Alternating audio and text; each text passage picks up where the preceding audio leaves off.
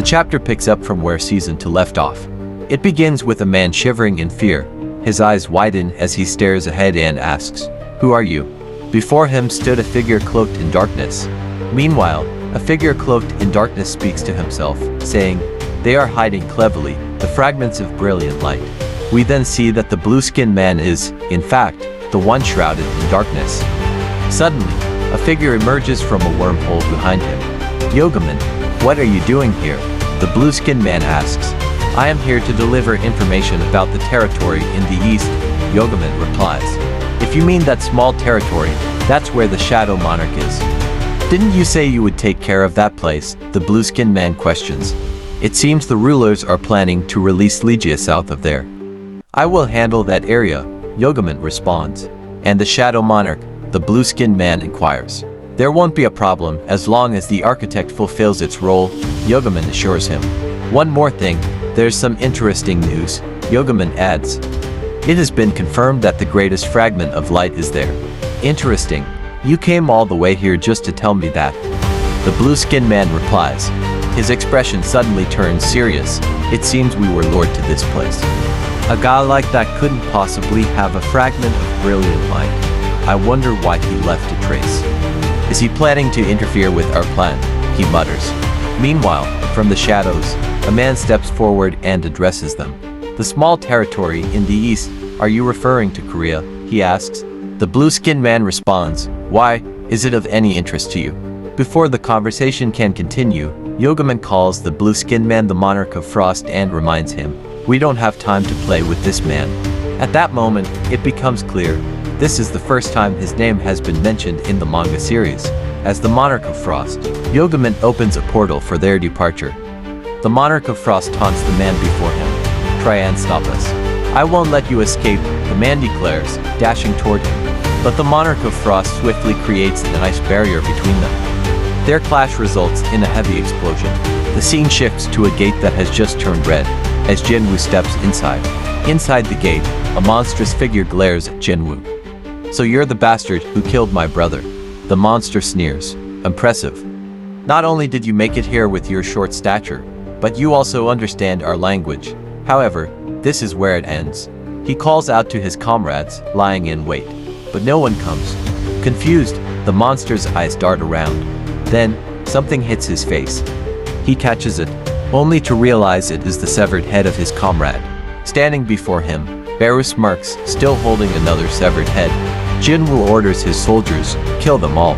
His shadows immediately emerge, lunging at the monsters and slicing through them in a ruthless frenzy. As Jinwoo stands still, two monsters attempt a sneak attack. But before they can strike, Tang swiftly eliminates them both. The dungeon's boss, still frustrated, curses Jinwoo again. "You bastard." Before he realizes what's happening, Baru and Igris strike at once. Baru severs his hand, Igris takes his legs. Tusk, standing nearby, has already activated his skill, Reverse Gravity, to crush the boss against the floor. Jinwoo approaches. "Now, answer my question, and your suffering will be minimal." But the monster dies without revealing anything. Jinwoo mutters, "The system is definitely interfering." He reaches into his storage inventory, thinking to himself, "In time, I will learn everything I need to know." From his inventory, he pulls out a key. He reflects, "This key came from the random cursed box. I had to reach level 100 during the Jeju Island raid to meet its requirements." A flashback reveals the moment during the Jeju Island raid when the system notified him of reaching level 100. Back in the present, the system sends another notification, partially revealing information about the key. The system informs Jinwoo, "In 417 hours, you will return to the Cartenon Temple." Deep in thought, Jinwoo contemplates the key to the Cartenon Temple. "Even when I tried, I could never forget that place. The system is calling me back to where it all began, but things are different. If this was planned from the start, if it was waiting for me to return, then it should wait a little longer. I'm coming." The scene shifts to someone working on a computer. We see Jinho fired up as he declares that he won't forgive anyone who slanders Jinwoo. Later, we see Jinho completely worn out after dealing with the group of people spreading false information about Jinwoo. Jinwoo appears beside him and commends him for his hard work. Jinho, surprised, remarks that Jinwoo always comes and goes without making a sound. Jinwoo asks if anything has happened, noticing Jinho's exhausted state. Jinho insists that nothing is wrong. Jinwoo then hands over a bag filled with magic crystals, explaining that he got them from a gate since they will need money to establish their guild. Jinho, astonished, asks if Jinwoo cleared a high-rank dungeon because the crystals appear to be greater magic cores. Excited, Jinho exclaims that with this, they won't have to worry about paying employees' salaries. Jinwoo, puzzled, asks if they already have employees. Jinho reminds him that they still need one more founding member to establish their guild. With a serious expression, Jinho tells Jinwoo that there is still one urgent matter to take care of. Jinwoo looks surprised as Jinho asks if he has decided on a guild name. Jinwoo, relieved, responds that he thought it was something serious. Jinho yells, insisting that it is a very, very critical matter. How about Sunyu Guild, after our last names? Jinho suggests, that doesn't sound right. But Yusong Guild might work. No, I wouldn't dare to put my name before yours. Maybe we could be the Wooho Guild, taking the last characters of our names. Or Jinjin Guild using the middle characters. That doesn't sound bad either. Before Jinho can finish his suggestions, Jinwoo interrupts. How about Solo Play Guild, since our guild is based on hunting solo? Jinho looks as if he has lost his sanity, muttering to himself. Was that supposed to be funny? I guess there are some things Jinwoo is bad at. He is human after all. Suddenly, there is a knock at the door. Jinho opens it, and someone immediately asks, is this Hunter Soon's office? Jinho screams in shock as we see Hunter Cha standing outside. Without hesitation, she says that she wants to join Jinwoo's guild. Inside, Jinwoo sits with Hunter Cha and asks her to clarify what she means. Like I said, I want to join your guild, she replies. Jinwoo, surprised, asks if the association chairman sent her or if Hunter Choi Jong-in kicked her out of his guild. Hunter Cha denies both, stating that neither is the reason for her decision. Then what is it? Why would you want to join our solo play guild? Jinwoo asks. Hunter Cha looks surprised at the name.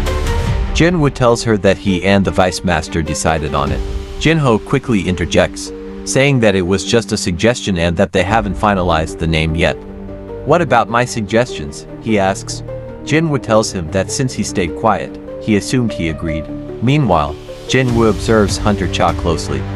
He notices her heartbeat and her reactions, realizing that she is trying to act calm but can't fool him. Why is she going this far just to join our guild? Jinwoo wonders. He decides to get straight to the point. It has been 2 years since you awakened, hasn't it? Aren't you still under contract with the Hunters Guild? With a serious expression, Hunter Cha responds, I have a lot of money. I can pay off the contract. Jinwoo thinks to himself, she is even willing to pay a huge amount just to join us. He tells her, our guild doesn't have the resources to properly compensate a hunter of your caliber. She replies immediately, that doesn't matter. I don't need a single bonus either. Jinwoo asks, why are you going to such lengths to join our guild when there's nothing to gain for you? Hunter Cha falls deep into thought. How can I explain? No. He would call me crazy if I did. A flashback shows the first time Hunter Cha met Jinwoo. At first, she was drawn to him because he didn't have the same scent as other hunters. It started as curiosity. We see flashbacks of Hunter Cha investigating Jinwoo, trying to learn more about him. Even when she told herself she didn't have the time, even when she tried not to worry about it, he remained the only light in her dark world. She recalls how scared and nervous she was during the Jeju Island raid, and how Jinwoo saved her when she was certain she couldn't escape death. Back in the present, she struggles with her emotions. I can't say it. How do I tell him? I hope he will be by my side until the end, she thinks to herself. Meanwhile, Jinwoo is confused. There's something she can't bring herself to say. Why can't she answer? Seeing her blush, he realizes she is hiding something. I don't know what she's hiding, but she must have planned this for a long time, he thinks. Jinwoo finally asks, are you going to answer me? I just want to live comfortably. Am I not allowed to? She replies calmly. Jinwoo considers her situation. Hunter Cha is only 22 or 23 years old. The burden of being an S-rank hunter must be heavy. She was in bad shape after the Jeju Island raid.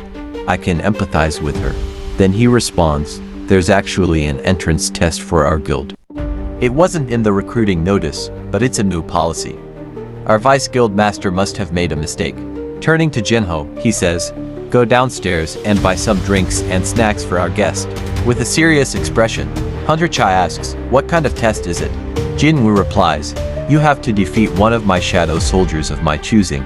"Hunter Soon, is your evaluation of me that low?" she asks. "Which shadow summon is it?" Jinwoo smirks. "For you, Hunter Cha, I will pick the strongest."